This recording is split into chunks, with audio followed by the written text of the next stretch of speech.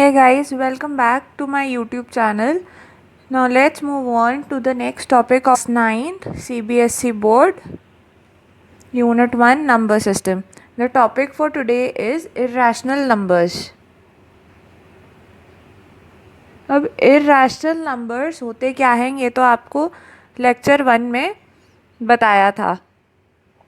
उसमें irrational numbers का decimal expansion किस तरीके से बताया था कि होता है. Decimal expansion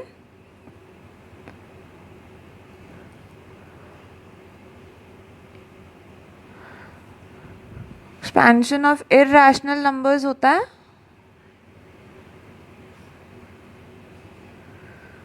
नॉन टर्मिनेटिंग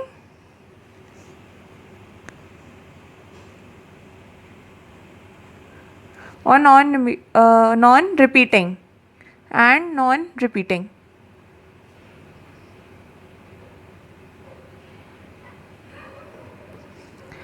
अब ये तो हो गए एक तरीके के इर्रेशनल नंबर्स. क्या इसके अलावा कोई और भी इर्रेशनल नंबर्स हो सकते हैं? आइए ये देखते हैं हम. ये तो हमारा हो गया फर्स्ट टाइप इर्रेशनल नंबर्स का. अब हम सेकंड देखते हैं. सपोज हमारे पास कोई स्क्वायर रूट है m का, square root of m, where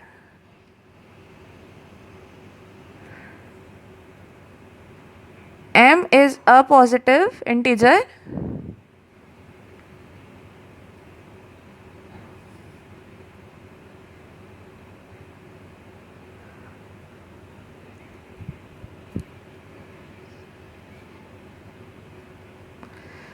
and m is a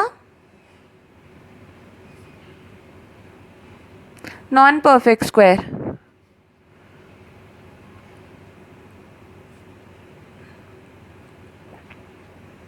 जैसे हम एक एग्जाम्पल लेते हैं. स्क्वायर रूट ऑफ 2 एक इर्रेशनल नंबर है. Square root of 3 irrational number है. क्या स्क्वायर रूट ऑफ 4 इर्रेशनल होगा? नहीं, क्योंकि 4 जो होता है हमारा परफेक्ट स्क्वायर होता है और स्क्वायर रूट ऑफ 4 हमें क्या दे देगा? 2. तो स्क्वायर रूट ऑफ 4 हमारा इर्रेशनल नंबर नहीं है. स्क्वायर रूट ऑफ 5 इर्रेशनल है, स्क्वायर रूट ऑफ 7 इर्रेशनल है, एट्सेट्रा. अब हम थर्ड टाइप के इर्रेशनल नंबर्स पे आते हैं जो कि बनते हैं क्यूब रूट से. क्यूब रूट ऑफ m, जहाँ पे कंडीशन सेम ही है m के लिए, where m is a positive integer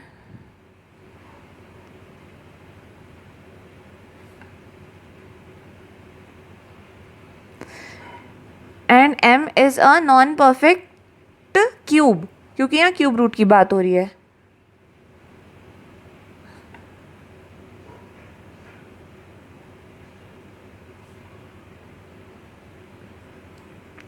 अब इसका एग्जाम्पल लेते हैं. जैसे क्यूब रूट ऑफ 3 हमारा इर्रेशनल हो जाएगा. अब हम देखते हैं क्या क्यूब रूट ऑफ 8 हमारा इर्रेशनल होगा? नहीं, क्योंकि क्यूब रूट ऑफ 8 हमें क्या दे देता है? 2, क्योंकि 2 इंटू 2 इंटू 2 हमारा 8 होता है, इसलिए क्यूब रूट ऑफ 8 हमें 2 दे देता है. तो क्यूब रूट ऑफ 8 हमारा इर्रेशनल नंबर नहीं है. तो ये तो था हमारा इर्रेशनल का छोटा सा इंट्रोडक्शन कि किस टाइप के इर्रेशनल नंबर्स होते हैं. अब जो टॉपिक इर्रेशनल नंबर्स के ऊपर क्लास 9th में लिया गया है वो है locating irrational numbers on a number line.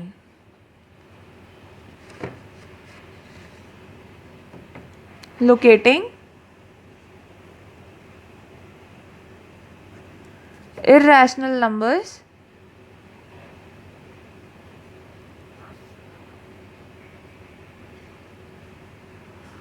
on a number line.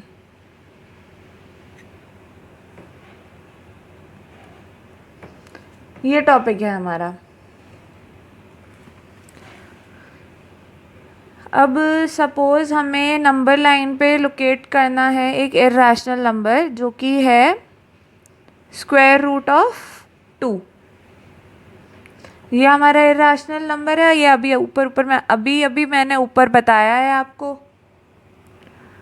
तो हमने इसको नंबर लाइन पे लोकेट करना है। तो सबसे पहले हम क्या करेंगे, हम एक नंबर लाइन ड्रॉ करेंगे। ये बन गई हमारी एक नंबर लाइन। ये हमारा 0 मार्क हो जाएगा, ये 1 मार्क हो जाएगा। अब 0 और 1 के बीच में कितना डिस्टेंस है, 1 यूनिट का ही तो डिस्टेंस है। तो हम क्या करेंगे, इस 1 यूनिट डिस्टेंस की लेंथ लेकर एक परपेंडिकुलर ड्रॉ करेंगे 1 पे।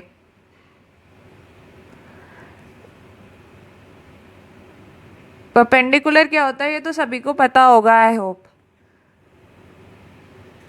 अब ये जो हमने परपेंडिकुलर ड्रॉ करा है, इसकी लेंथ जो होगी 1 यूनिट की होगी, ठीक है। अब इररेशनल नंबर्स को नंबर लाइन पे लोकेट करने के लिए जो कॉन्सेप्ट यूज़ होता है वो होता है हमारा पाइथागोरस थ्योरम का कॉन्सेप्ट। तो पहले देखते हैं पाइथागोरस थ्योरम का कॉन्सेप्ट क्या होता है।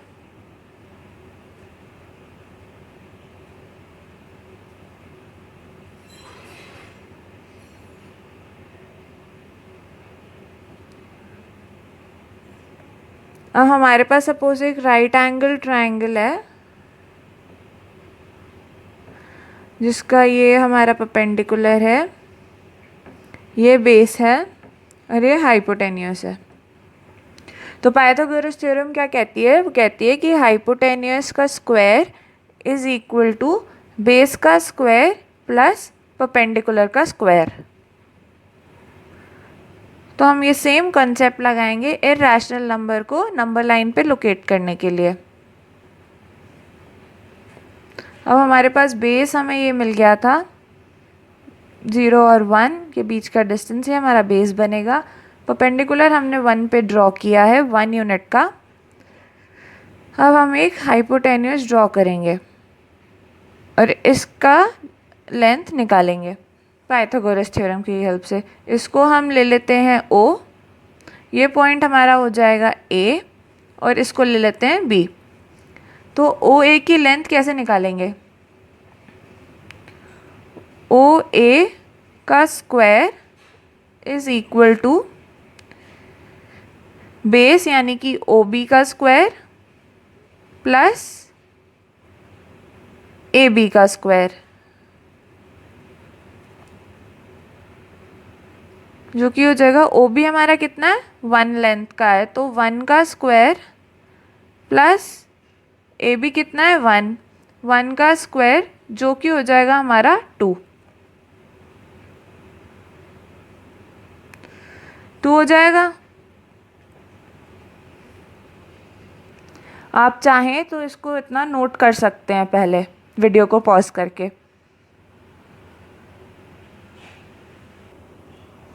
तो हमारा OA का स्क्वायर कितना आया है 2, और OA का स्क्वायर कैसे आया है, OB का स्क्वायर जो कि ये है हमारा प्लस AB का स्क्वायर। तो 1 का स्क्वायर प्लस 1 का स्क्वायर हो जाएगा 2, तो OA स्क्वायर हमारा हो गया 2। अगर OA का स्क्वायर 2 है तो हमारा OA कितना आएगा, OA आ जाएगा हमारा अंडर रूट ऑफ 2। अब यहाँ पे आपके दिमाग में एक क्वेश्चन आएगा कि कभी भी हम स्क्वायर रूट लेते हैं किसी नंबर का तो वो 2 तरीके से आता है, एक प्लस में और एक माइनस में, यानी कि वो इस तरीके से आना चाहिए था, OA आना चाहिए था हमारा plus minus under root of 2। But हमने यहाँ पे OA की वैल्यू लिखी है √2, यानी कि पॉजिटिव वाला √2 लिया है, नेगेटिव वाले को इग्नोर कर दिया है। ऐसा क्यों किया है, इसका रीज़न है क्योंकि जो हमारा OA है वो एक लेंथ है और लेंथ कभी भी नेगेटिव नहीं होती है, इसलिए हमने OA को पॉजिटिव √2 लिया है। आई होप ये सभी को क्लियर हो गया होगा। तो OA हमारा आ गया √2, ठीक है। अब हम इसको नंबर लाइन पे लोकेट कैसे करेंगे, अब हम अपना कंपास लेंगे और कंपास से O को अपना सेंटर बनाएंगे और रेडियस लेंगे हम √2 का, इतना लंबा रेडियस लेंगे और एक सर्कल ड्रॉ कर देंगे इस रेडियस के साइज़ का। ठीक है, तो उससे हमारा यहाँ पे जो आएगा ये हो जाएगा हमारा √2। अब ये कैसे हुआ, ऐसा हमने क्यों किया, ये देखते हैं।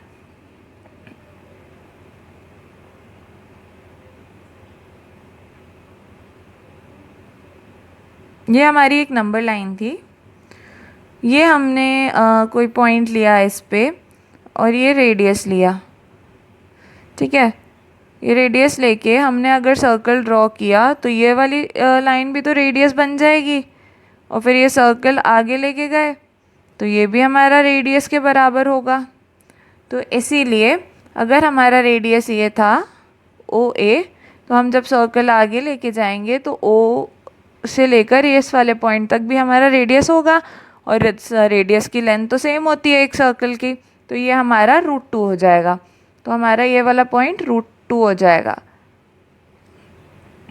ठीक है, तो इस तरीके से हमने हमारा √2 नंबर लाइन पे लोकेट किया। अब हम √2 की तरह और भी नंबर्स को लोकेट कर सकते हैं नंबर लाइन पे, जैसे कि √3 को लोकेट कर सकते हैं, √4 को लोकेट कर सकते हैं, √5 को लोकेट कर सकते हैं। तो किसी भी √n को लोकेट करने के लिए सबसे क्या ज़रूरी बात है, to locate √n on a number line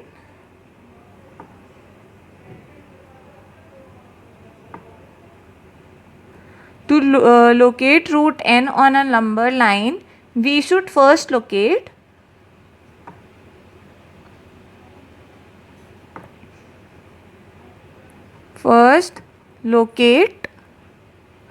under root of n minus 1 on a number line.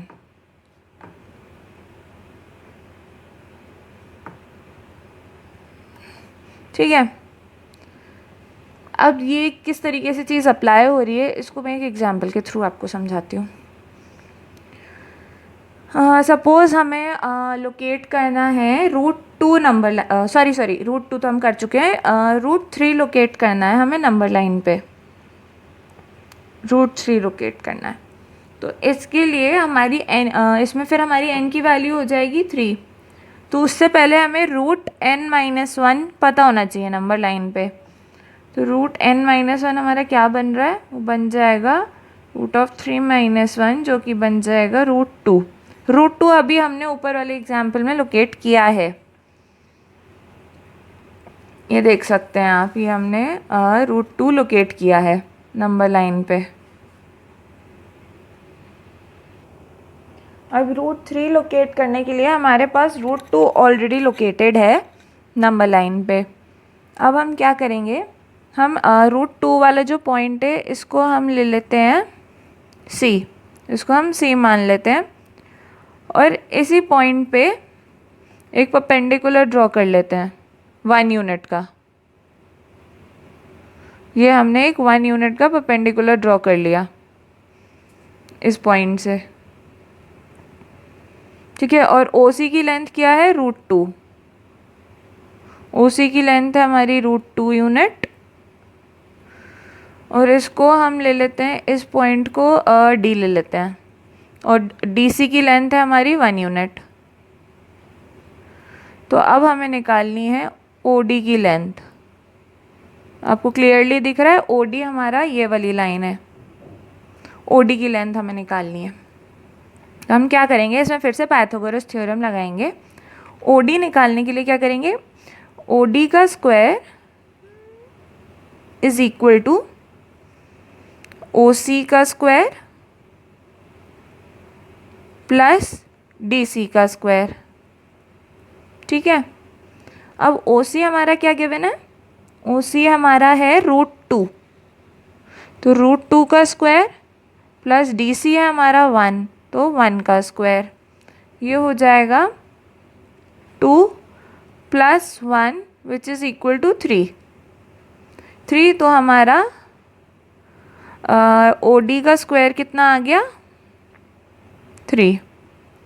अगर OD का स्क्वायर 3 है तो OE हमारा कितना आएगा, स्क्वायर रूट ऑफ 3। OD आ गया हमारा √3। अब हमने इसको पॉजिटिव वाला √3 लिया है, इसका रीज़न आप समझ ही चुके होंगे, मैंने आपको ऊपर भी बताया था कि क्यों लेते हैं पॉजिटिव इंटीजर और नेगेटिव वाला पार्ट क्यों रिजेक्ट कर देते हैं। √2 के एग्जाम्पल में ये मैं आपको समझा चुकी हूँ। ठीक है, तो अब हमारा OD हो गया √3, यानी कि ये वाला हमारा आ गया √3।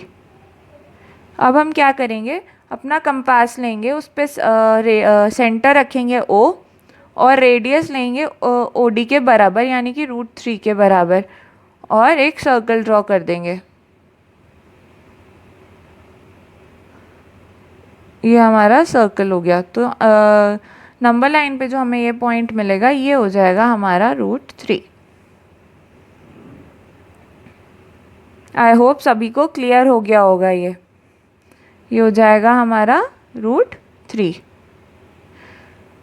और ये कैसे आया ये भी मैंने आपको √2 के एग्जाम्पल में समझाया था कि हम इसको √3 का लेंथ कैसे मान सकते हैं और इस पॉइंट को हम √3 क्यों कह सकते हैं।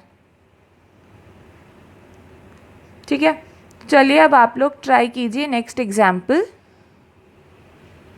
आप लोगों को कुछ भी नोट करना हो तो आप वीडियो को पॉज करके नोट कर सकते हैं, क्योंकि नोट्स बनाना बहुत ज़रूरी होता है एग्ज़ाम टाइम पे रेफ़र करने के लिए।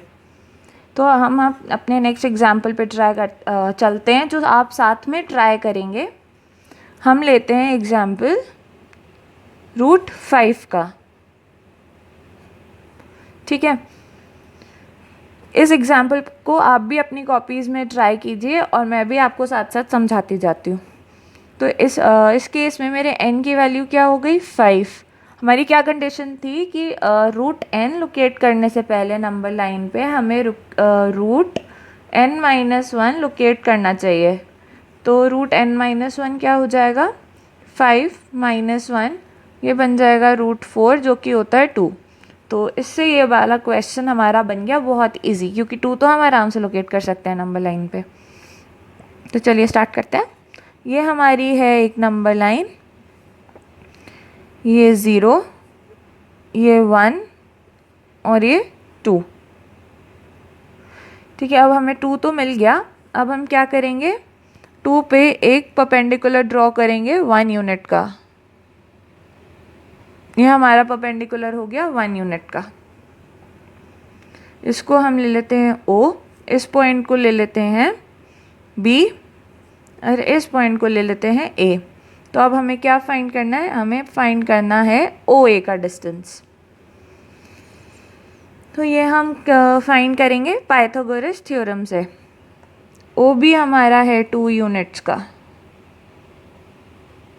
चलिए अब हम पाइथागोरस थ्योरम अप्लाई करते हैं।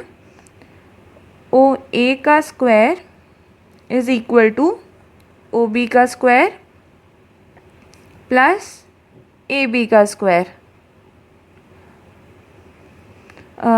OB हमारा है 2 यूनिट्स, तो हो जाएगा 2 का स्क्वायर प्लस AB हमारा है 1 यूनिट, 1 का स्क्वायर।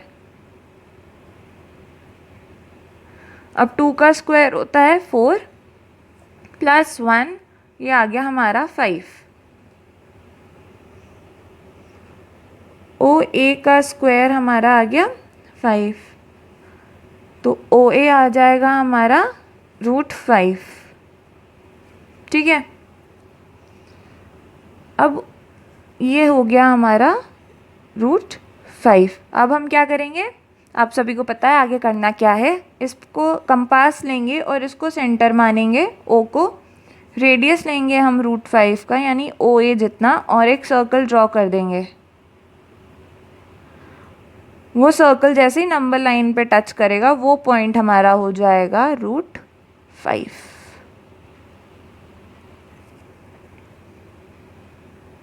ये हो गया हमारा √5। इसी तरीके से आप कोई भी स्क्वायर रूट लोकेट कर सकते हैं नंबर लाइन पे।